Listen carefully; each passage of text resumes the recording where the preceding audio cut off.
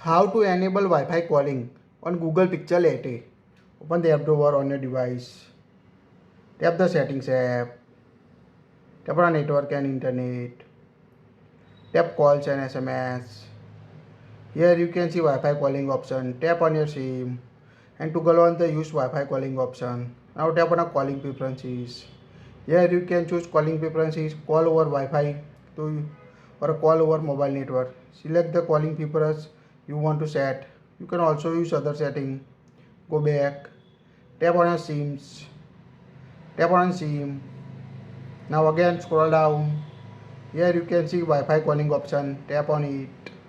Now toggle on the use Wi-Fi calling and set the calling preference to make a call using Wi-Fi or mobile network on your Google Pixel 8a. So quite easy to enable Wi-Fi calling on your Google Pixel 8a. That's it. If you like it, share it.